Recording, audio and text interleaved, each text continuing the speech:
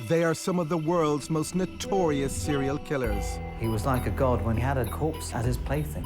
But were these psychopaths born evil, or did their mothers make them into monsters? I'm Donald McIntyre, and I'm on a quest to explore how some of history's most horrific murderers were molded by their dysfunctional relationships with their mothers. When it comes to people who are pathological, psychopathic, the influence of the mother is absolutely dominant. I'll be piecing together events in their childhoods and talking to criminologists and psychologists to try to understand what motivated their monstrous crimes. We had never come across a serial killer who'd killed that many people. In this program, Adam Lanza, the lone gunman from the Sandy Hook massacre. In 2012, he shot his mother 4 times in the head before storming a Connecticut elementary school where he gunned down 6 adults and 20 innocent young children. Was it his first victim, his mother, who paved his path to murder? She was the one person in his life who did the most harm to him in not getting him the help he needed. He wanted to be number one, the number one mass shooter. He wanted people to remember him.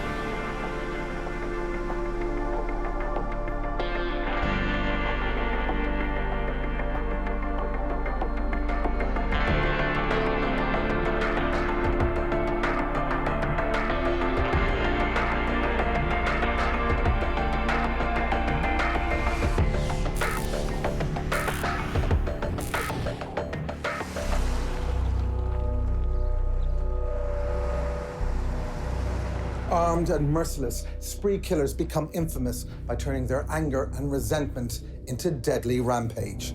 How could anyone open fire on a group of 20 young schoolchildren? Ultimately, what caused Adam Lanza to commit one of the most senseless massacres in American criminal history?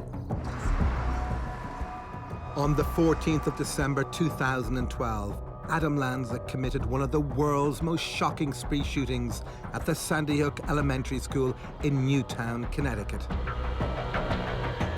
Police have said that they thought the Sandy Hook shooting was a well-planned attack by Adam Lanza. He pulled up to the school, dressed in his military gear, heavily armed. He blasted his way into the school, and within minutes, he was going through classrooms and gunning down children. Within 11 minutes of entering the school, Lanza had taken the lives of 6 teaching staff and 20 first graders. He walked past the older children to the younger children. Why? Because they're totally defenseless. After discharging 152 bullets, Lanza took his own life.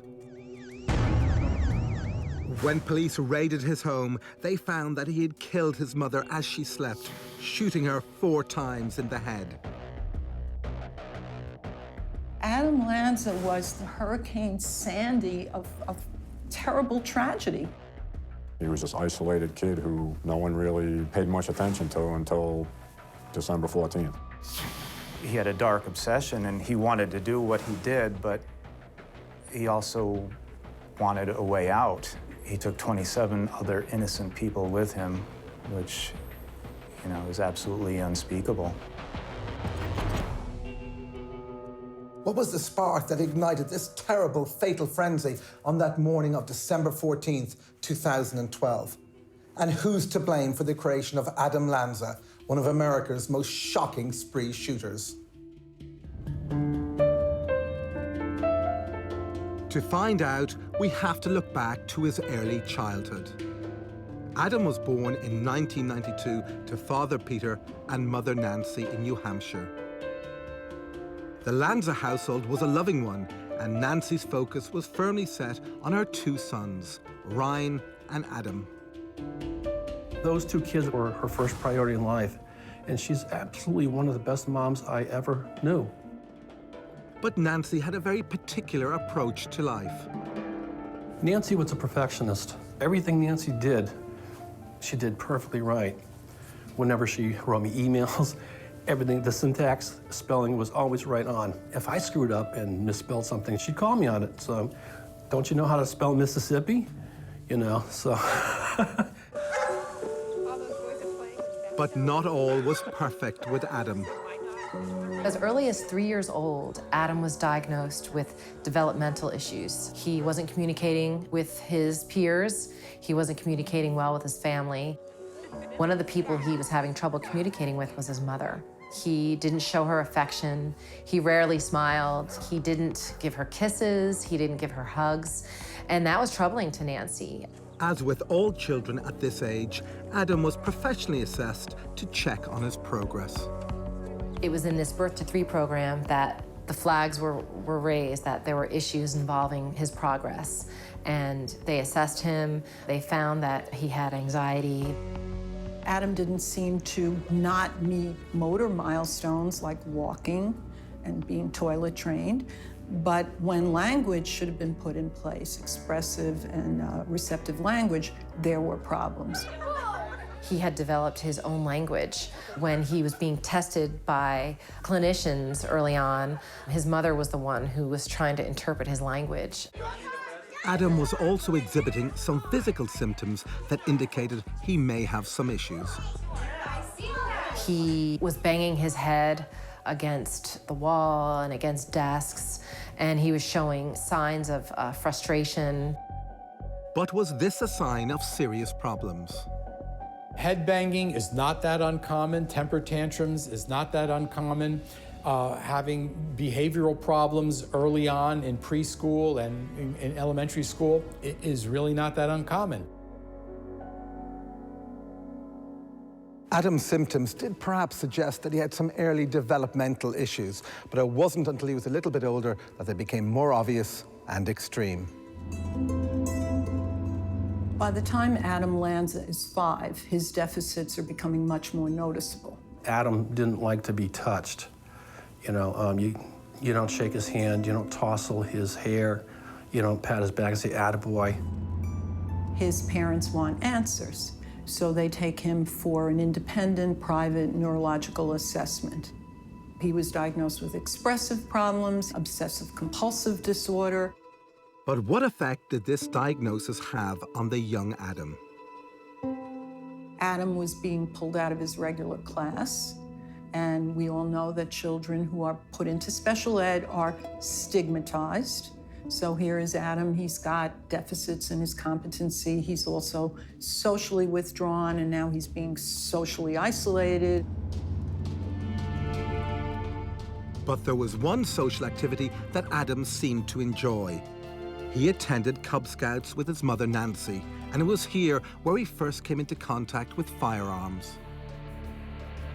We would go shooting. At the Cub Scout weekend, kids learned how to shoot .22s. It wasn't just the 7-year-olds shooting .22s. Now the 3 or 4-year-olds were there too, and so I had an air rifle for them. I didn't feel comfortable putting a .22 in a 4-year-old's hand. There are a lot of people that have opinions about children having firearms, but in some of the rural areas, it's sort of a way of life, and it's sort of seen as sport. In my family, target shooting was considered a normal thing. I did that regularly with my kids. For Adam, target practice with his mom, Nancy, would become a favorite hobby. Adam loved shooting with us. His mother was there. He felt safe, and it was fun. He was such a little boy that he had a hard time holding the rifle. But after a few tries, he got the hang of it, and I thought, this kid's a natural.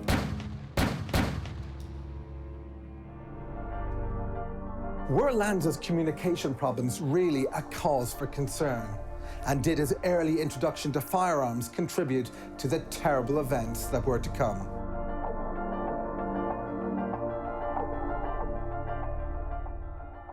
Liz, if we're looking at Adam Lanza as a young child, his early years, there's some concern about some behaviours. It's kind of flagged up at this point that he's having issues communicating. So his mum's having to kind of translate for him. The evaluator can't really understand what he's saying, but that's nothing unusual in itself. Lots of children of that age make up words and noises and that kind of thing. No, I've had that with my own children. They've their own language, and it's just kind of normal behaviour. I think what stands out as significant for me is the role of his mum in sort of constructing some of these ideas about him. So she's the one that's speaking for him. She's his advocate. And I think that's a pattern that she follows throughout his childhood. She's complaining that he's repeatedly banging his head at home, he doesn't touch. But in school, the teachers report him and observe him to be friendly and bright, with good social language ability and a good sense of humour. These seem like two different people, but this is one independently observed by the teachers and the other reported by mother. There's a real contrast there, isn't there? And I think that becomes quite interesting in the years to come. So he's introduced to firearms extraordinarily for anybody in this side of the pond, you know, at the Cub Scouts. But that's their normal. What troubles you about her fostering such a strong interest in guns at this stage? She's essentially sort of setting up an idea of what it is to be a normal boy, to be a normal man. That's very much come from Nancy's background of living in that state and growing up with those cultural beliefs around firearms. It's a young lad who's engaging in an activity that lots of families in that part of the US engage in. So there's no real warning signs at the moment. Coming up, Nancy Lanza tells friends and family that she's got a terminal illness and doesn't have long to live. But this claim appears to be completely fabricated. She was making up stories to help her get the kind of emotional support she wanted. On Friday morning, December 14th, 2012, Adam Lanza shot 4 bullets into his mother's head as she lay in her bed. By 9:30, he was at Sandy Hook Elementary School with just one inexplicable goal on his mind: to kill as many innocent and helpless adults and young school children as possible. What drove this 20-year-old to commit one of America's most heinous spree shootings? And was there anything in his childhood that warned of the terrible events to follow? In 1998, Adam's father, Peter, took a high-powered job that meant the family had to move to Newtown in Connecticut. Did dealing with Adam's condition take a backseat as a result of the move? The Lanza family were a middle-class people. They were intelligent. His father had a substantial job. You would think that they would be aware of all of the resources. The problem was that when he went from New Hampshire to Connecticut, those records were never transferred over to Connecticut. So when school officials were dealing with Adam in Connecticut, they didn't really understand what he had gone through in New Hampshire. So there was no way to tell whether he was improving or getting worse. By not actively pursuing treatment for Adam, was Nancy turning a blind eye to her son's problems? Many, many parents don't want to see their kids as psychologically disturbed. They want to see it as just an aberration, or he has this problem or that problem, but he's very bright and he'll outgrow it and so on. Was Nancy in denial of her son's condition, or was she simply distracted by other factors in her life? Peter Lanza in his new job was working many hours, and Nancy, who was no longer working, was home with the children, and it strained their relationship. I maintained contact with her through emails.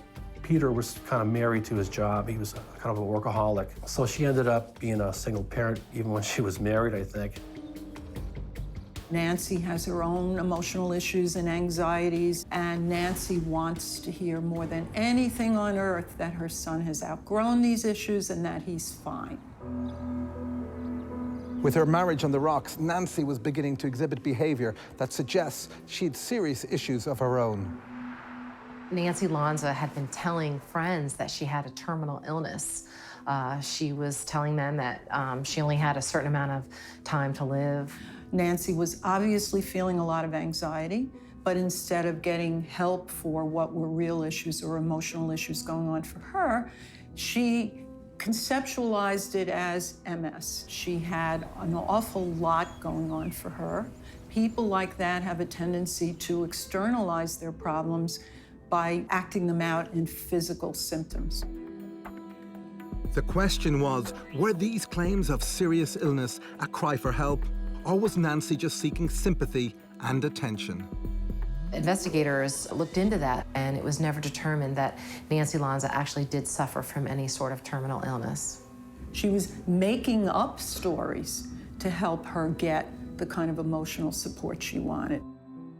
I get a sense that she was also very isolated, that there was a dyad. It was Nancy and it was her son. And it seemed to get more and more enmeshed and more encapsulated as the years went on. Nancy has various email exchanges with her old friends in New Hampshire saying that Peter's working incredibly long hours, the job's very demanding, the burden of looking after the kids is very much falling on me. She's presenting herself as a victim.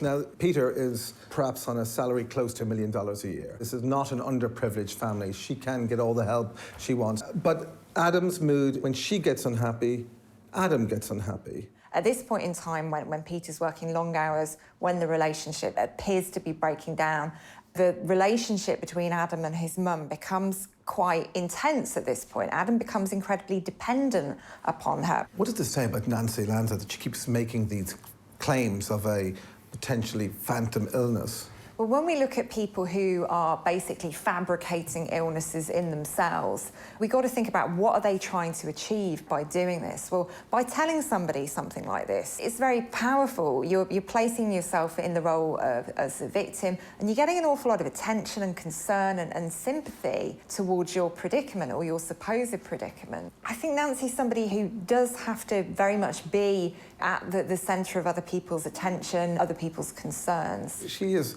quite a character, Nancy, here. She's manipulating people, it seems, all around her. She knows the right things to say to the right people at the right time, but she's also very good at keeping people at bay and keeping people away. So that's something that we continue to see as well. By 2002, Nancy and Peter's marriage had struck a new low, and the couple decided to separate. I think things started to crumble after that. She started to lose hold of what she wanted to do most, just be a good mother. In essence, Nancy was raising her two sons in that house alone. And that's a challenge for any parent. But then she had this child who had serious special needs. She was very private. She kept those things to herself. I think that was an issue with her because when the trouble started later, she didn't reach out to people because that would have been admitting that there was trouble that she couldn't handle. As his parents' marriage disintegrated, Adam's problems, which had been largely ignored by Nancy, seemed to be getting worse. When he went into middle school, he started to show signs of anxiety, depression. He was obsessive-compulsive. He was washing his hands all the time. He had to have his food presented in a certain way. He had a germ-phobic type behavior and he couldn't touch things. Were Adam's emerging problems in any way related to his mother's issues? Nancy told me once she felt guilty about some of Adam's problems. She admitted to me that she had a neurotic personality. And she said, I'm afraid that Adam inherited this from me. He's a little bit neurotic like me. But Adam's difficulties were much more serious, and Nancy was finding it difficult to cope. Nancy had to deal with those moments with her child. And when she's dealing with him in that moment of his anxiety, a person who might not be as strong might just look to appease that person, to just bring peace for that moment. She was a perfectionist, and it wasn't allowable for her to have a problem that way. Perfect parents don't have problems with their kids. But Adam did have problems, though Nancy was not prepared to address them. A child like Adam needs very clear and very strong limits. But he's not going to like them. What child, normal or otherwise, wants the law to be laid down to them? So she has a child who's difficult to manage. She finds out it's better to give in to him. It's possible that Nancy didn't want to accept that Adam had a mental health disorder. If he did have something wrong mentally, perhaps it was she who was the driving force behind that. By now, it's clear that Adam's mother's coping mechanisms were not only perpetuating her son's issues, but were also creating greater problems for Adam. In denial, Nancy was keen to blame others. One example is an email she sent to the school. At the end of one of the school years, she said, I am hoping that next year Adam will be placed in a classroom with a more casual feel to it. He responds well to a nurturing environment, and I would like his emphasis to be on learning rather than coping. He focuses on his work, enjoys structure, and always adheres to the rules, but a certain level of strictness seems to bring an anxiety and depression. She said he didn't like structure, he liked support, which basically means leave him alone, because if you try to instill some sort of structure or rules, he may get explosive or may have a temper tantrum. And this is one way to avoid that. Nancy's desire to control every aspect of Adam's life kept all professional help at bay. There was ample evidence from the school that there were problems with Adam, but every time they came up against the mother, they really hit a brick wall. How was Adam affected by his parents' separation? And how did Nancy Lanza's approach to her son's issues cultivate more problems at school?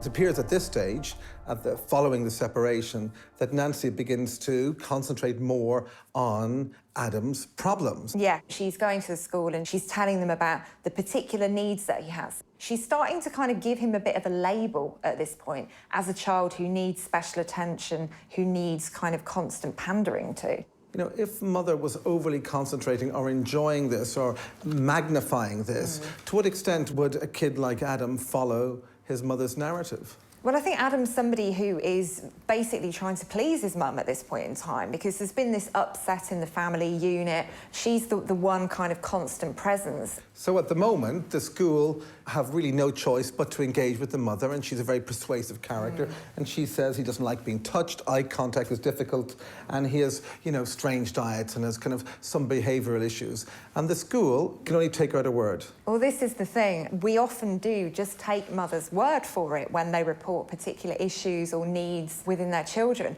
And we've got to remember that Nancy Lanza is a white, middle-class, wealthy woman, and she's incredibly assertive and she's incredibly domineering. So coming up against somebody like that, you know, even if you did have your doubts as to what she was telling you, it'd be very difficult to challenge her. Nancy's email contact with the school really tells an awful lot about her. It does. She says, well, Adam's done okay this year, but you know, perhaps you should have done this for him. He likes things this way. He gets anxious if you don't do this, that, and the other. So she's being quite domineering again. She's saying, these are the needs that my son has, and you should be attending to them.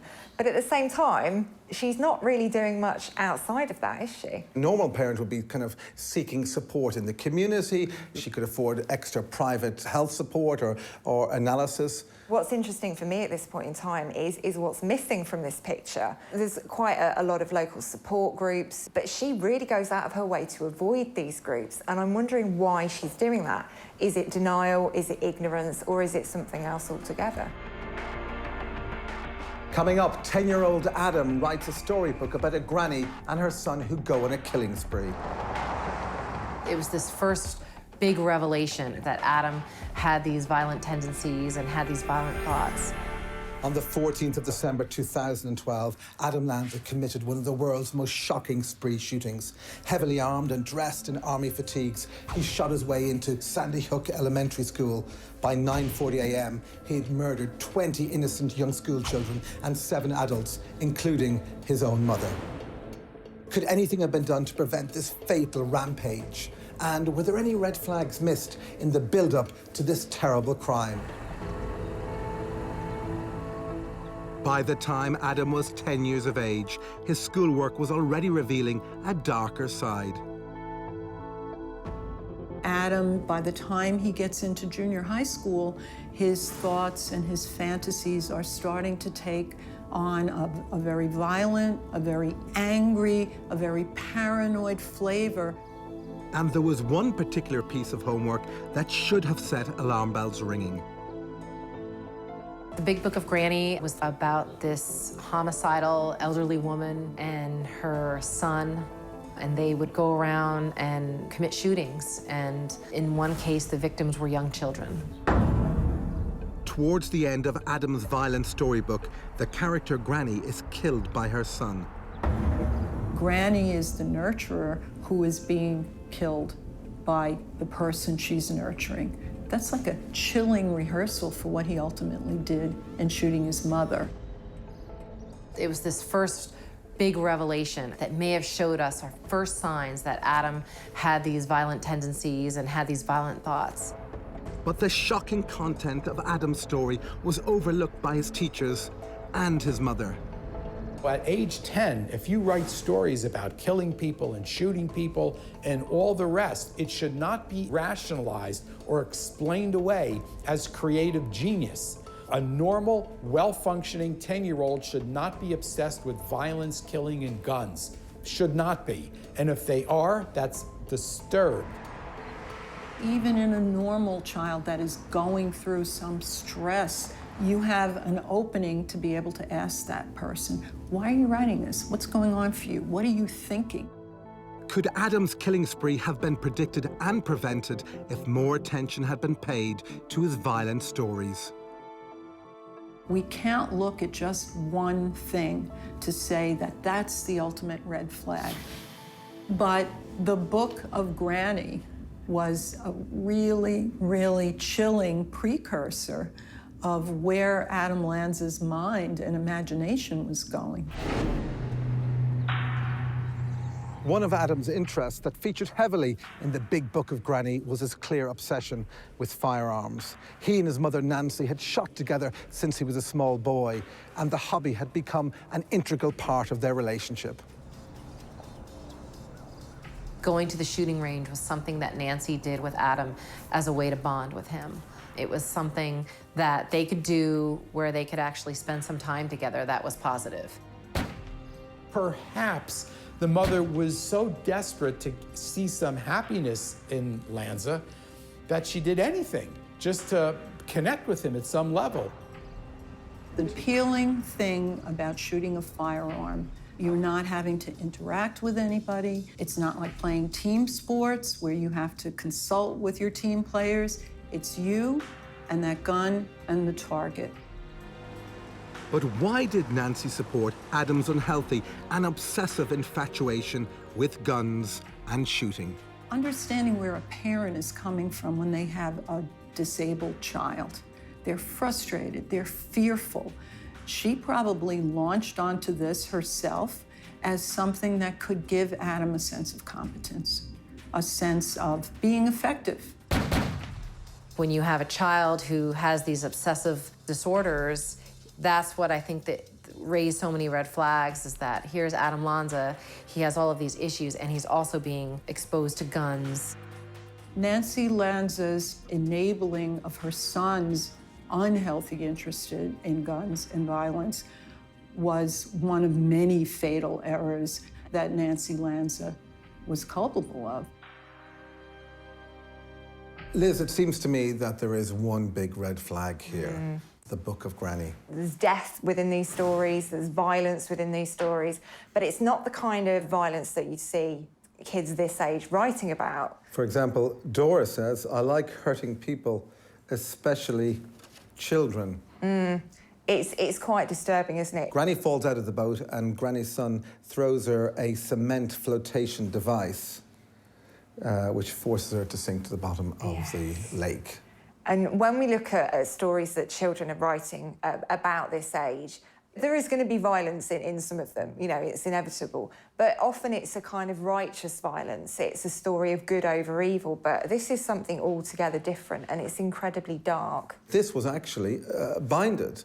This is a parent had read this and had put this together and sent Adam into school with this book. Yeah. So Nancy was fully aware of this. There's obviously been some adult involvement in putting the text together, in putting the cover on it. Is Granny Nancy in this world? You know, is this the beginning where we see this love-hate relationship between himself and his own mother? If we look at both of these situations, the book and the kind of things he's doing outside school, there is that link. So he's writing about guns, he's going to shooting ranges with his mother, and his mum has very much socialised him into that gun culture. Nancy is really very much at the centre of Adam's world at this point in time.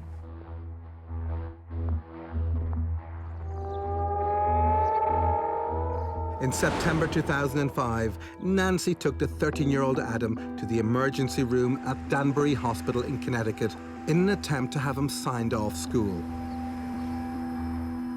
She reported he was suffering increased levels of anxiety, an unusual complaint for ER.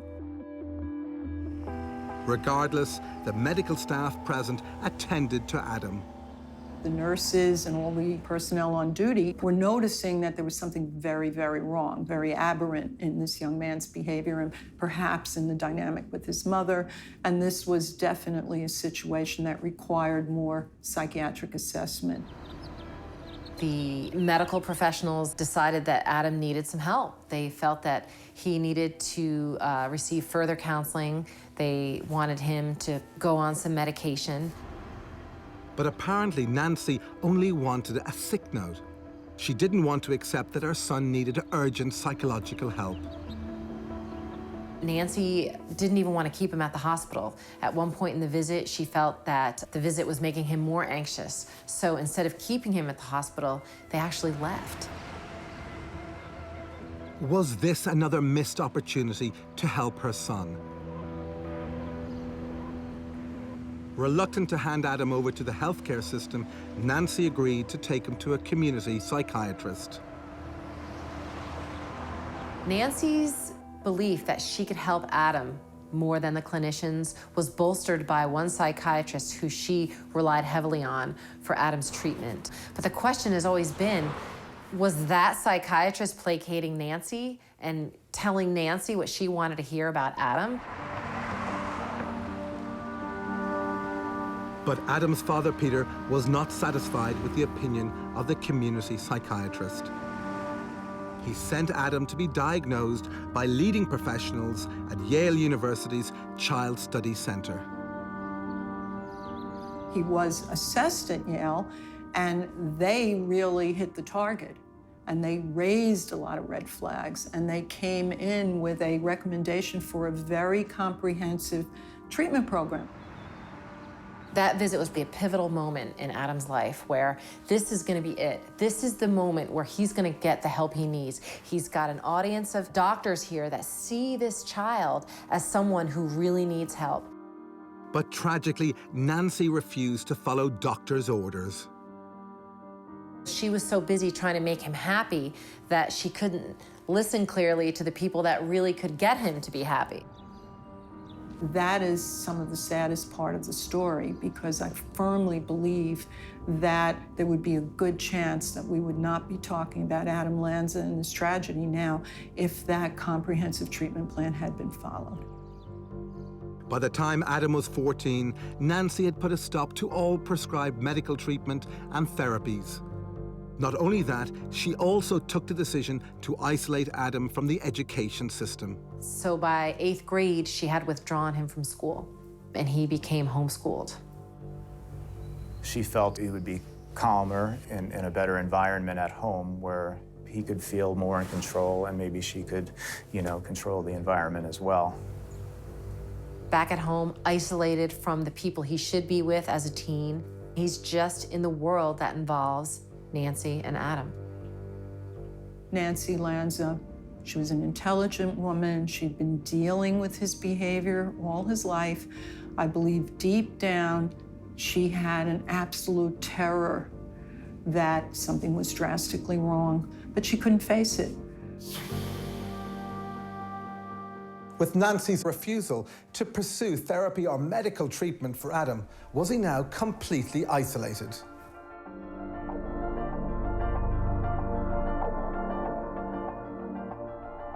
What's the significance of this visit to ER? I mean, she had problems with Adam, but why take him to ER? She says he's been suffering with anxiety, he's been washing his hands a lot, look at him, he's hyperventilating. And the doctors take her incredibly seriously. And I don't think she'd anticipated, actually, that the help that would be offered up at that particular point in time. They offered to put all of these things in place for her.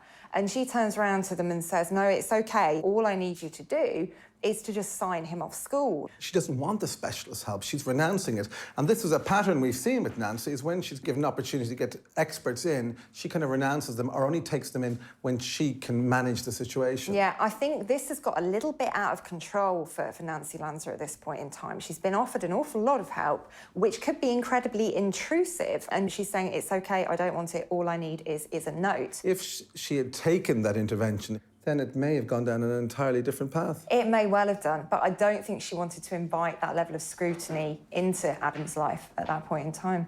It's quite significant with Nancy that she goes to get the answers that she wants to get. She does find a community psychiatrist who does agree to sign Adam off school for the rest of that academic year. She's now removed him from school, and that's what she wanted to happen here. The greatest significance is that age 14, this is the end of all significant therapy, medication and intervention for Adam Lanza. Yeah, this is the end of the road, isn't it? I think any kind of options for further medical treatment have been firmly closed off by his mum. Coming up, Adam cuts off all contact from those around him, including his own mother, and the virtual world he inhabits becomes increasingly sinister. He wanted to be number one, the number one mass shooter. He wanted people to remember him. On the 14th of December 2012, Adam Lanza murdered his mother and 26 other people, including 20 young children at the Sandy Hook Elementary School. What drove this socially inept 20-year-old to commit one of America's most shocking school massacres? And is there anything his mother could have done to stop him in his murderous tracks? Now in his mid-teens, Adam was being homeschooled by his mother, Nancy.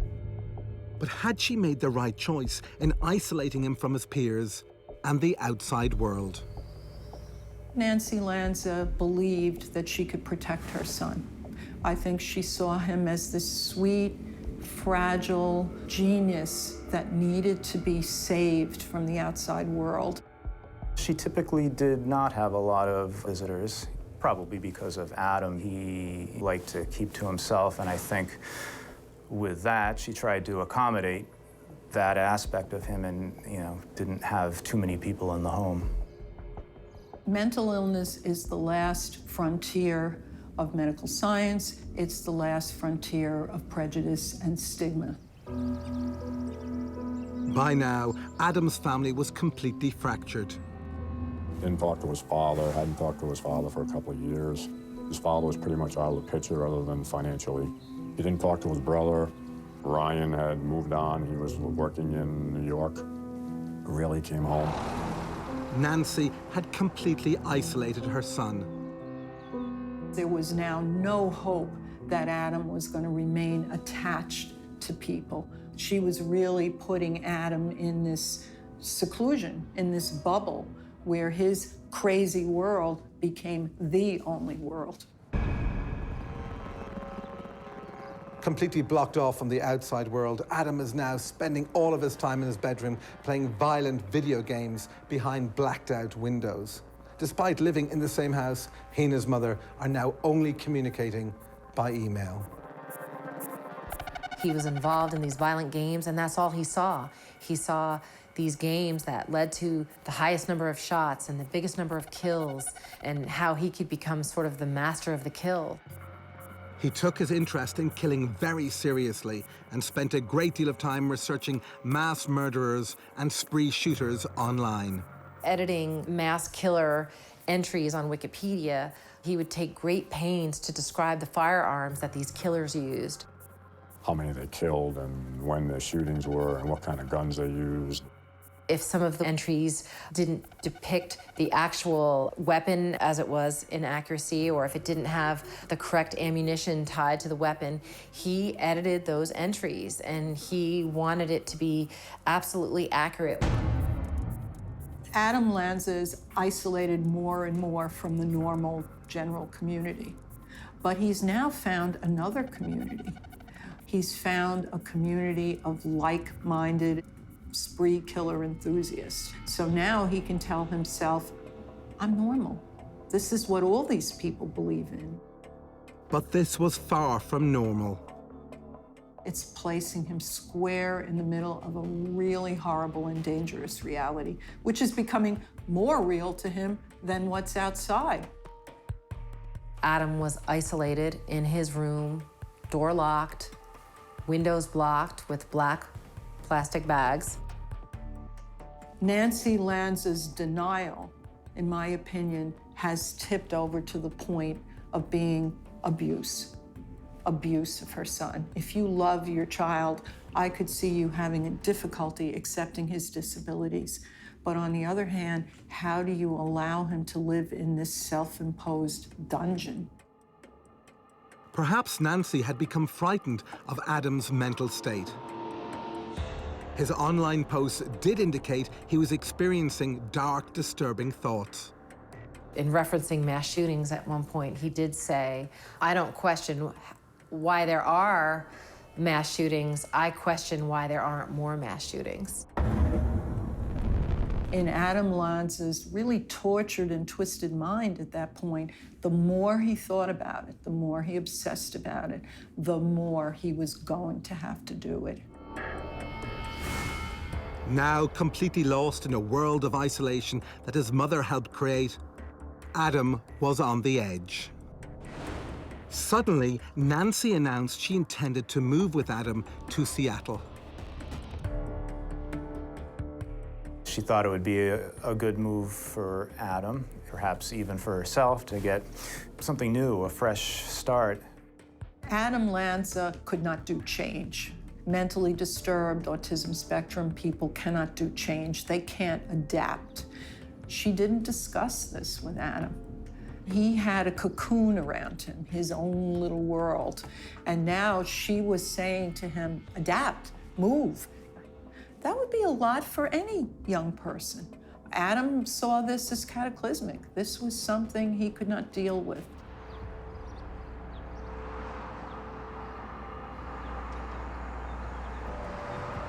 On the morning of the 14th of December 2012, 20-year-old Adam Lanza finally reached breaking point. He fatally shot his mother while she was in her bedroom. And then he got in the car and he drove to Sandy Hook Elementary School, wearing military gear, earplugs, and heavily armed. The school had a doorway that had to be buzzed in, and so he just shot out the window right next to it and walked in that way. The first person he encountered was the school principal. He gunned her down, as well as others, and proceeded to go through the classrooms. He systematically went into the classrooms that he could get into and just fired as many shots as he could. He wanted to kill as many people as he possibly could, as many children as he possibly could. He shot 152 bullets, and then he killed himself. 911 State Police, can I help you? There's a shooting at Sandy Hook Elementary School in Newtown, Connecticut. What school, ma'am? Sandy Hook Elementary in Newtown. Surveyed all 8 cars, surveyed all 8 cars. Be advised, Newtown has an active shooter. We knew fairly quickly that something bad had happened. With police units now on the scene at Sandy Hook, the magnitude of what had just occurred began to sink in. One of our reporters, his daughter was a teacher who was killed. Substitute teacher who was killed. Police quickly sent units to the Lanza family home. The doors were locked, no one answered. They actually sent a robot into the house in case it was wired for explosives. And that's when they discovered that Nancy was dead in her bed. She had been shot with a .22 rifle that they found on the ground near her bed. What caused Adam Lanza to commit such an unspeakable crime? And how much blame can we attribute to his mother, Nancy?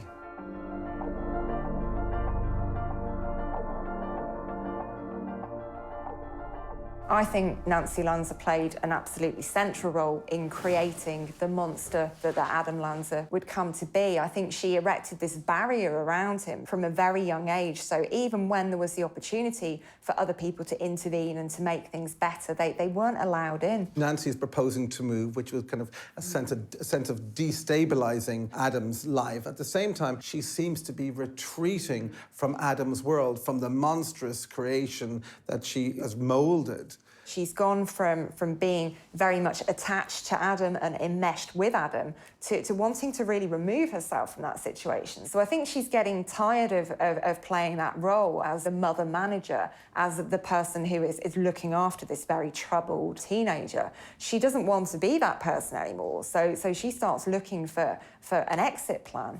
On that day, he decides to go and commit murder. And the fact that his mother is his first victim, I think, is incredibly significant. I wonder, now, why wasn't killing his mother sufficient? I think what's happened here is, in killing his mother, you know, Adam has kind of entered this different reality. This is somebody for whom the line between fantasy and reality is becoming increasingly blurred. And I think when Adam is looking for control, he retreats into that fantasy world. Some of the reports of his behaviour during the shooting spree say that he was behaving in a way similar to a shooter in a violent video game. He was reloading his weapon when he didn't need to reload it because there were bullets already in there. He was quite mechanical and quite controlled. So I think in going and perpetrating this shooting spree, he is kind of immersing himself in fantasy, but unfortunately that fantasy is all too real. Liz, to what extent do you blame Nancy Lanza for her son's crimes? Well, I think we can put a lot of responsibility in her hands because I think she constructed the environment in which Adam Lanza, the spree killer, emerged. The Sandy Hook massacre is a tragedy that will be mourned forever. The horror of 20 young schoolchildren being gunned down in cold blood will never be forgotten. They had their entire lives ahead of them.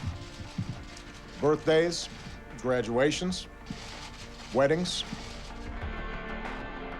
Every juncture, something was missed. If the school had referred, if the community psychiatrist had seen this, if the father had become more involved, if.